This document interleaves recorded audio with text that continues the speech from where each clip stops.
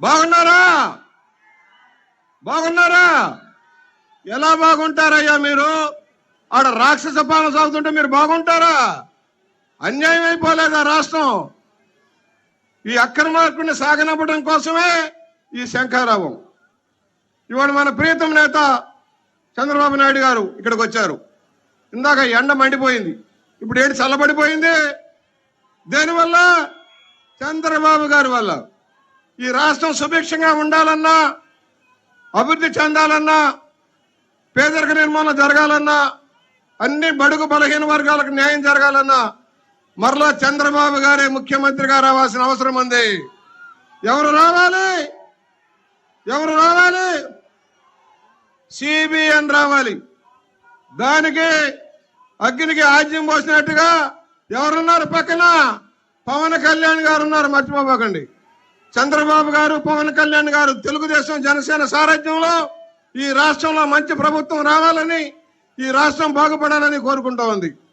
ఎక్కువసేపు నేను మాట్లాడకుండా బ్రీఫ్గా మన నియోజకవర్గానికి సంబంధించి ఎన్నెన్నో సమస్యలు, 4.5 సంవత్సరాలుగా అభివృద్ధి లేదు, కనీస సహకారం లేదు. 2 కోట్లకు గ్యారంటీస్తే కాంట్రాక్టులు పనిచేయని దౌర్భాగ్య స్థితిలో ఉంది. జల మిషన్ ఇంటింటికి నీరు ఇవ్వాలని చంద్రబాబు గారు మొదలు పెడితే దాన్ని రద్దు చేశాడు ఈ జగన్మోహన్ రెడ్డి. ఇంటింటికి నీరు వస్తా ఉన్నాయా? పథకం అమలవుతా ఉందా? 6,200 ఇళ్లు, డబుల్ బెడ్రూమ్ ఇళ్లు చంద్రబాబు గారు కట్టించారు మన నియోజకవర్గంలో.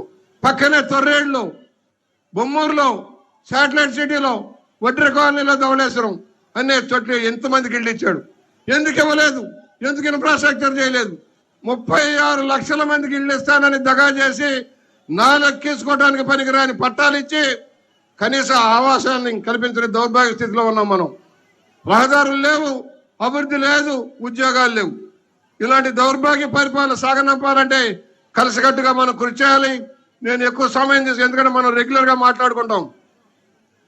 అవినీతి అక్రమాలకు కేంద్ర బిందువు అయిన ఒక ఫ్రాక్షన్ రాజకీయవేత్త, ఒక శాడిస్టు జగన్మోహన్ రెడ్డిని సాగనంపాలంటే మనందరం కలిసికట్టుగా ముందుకు సాగాలి. చేయి చేయి కలిపి ముందుకు సాగాలి. దానికి అందరూ సిద్ధమా? అందరూ సిద్ధమా? వేలాదిగా తరలి వచ్చిన మా సోదరిమణులకి, సోదరులకి, వివిధ నియోజకవర్గాల పెద్దలకి, అందరికీ, కార్యకర్తలకి న్యాయం జరగాలంటే తెలుగుదేశం రావాలి, చంద్రన్న రావాలి. చంద్రన్నకి మన మద్దతు ఇద్దామా? చంద్రన్నకి మన మద్దతు. ఇప్పుడు ఆంధ్ర రాష్ట్ర భవిష్యత్తుని తీర్చిదిద్దగలిగిన, రాబోయే రోజుల్లో రాష్ట్ర ప్రగతికి పునాదులు వేయడమే కాదు, రాష్ట్రాన్ని సుసంపన్నం చేయడం కోసం అహర్నిశం తప్పించి తన ఆరోగ్యాన్ని, తన వయసుని కూడా లెక్క పెట్టకుండా రాత్రింబవళ్ళు కష్టపడి దూరదృష్టితో, విజన్తో ముందుకు సాగుతున్న చంద్రబాబు గారు ఈ రోజున మన ముందుకు వచ్చారు. ఆయన కానీ కష్టంలో మనం 10వ వంతైనా పడదాం. ప్రతి ఒక్కరూ 10వ వంతైనా కష్టపడదాం.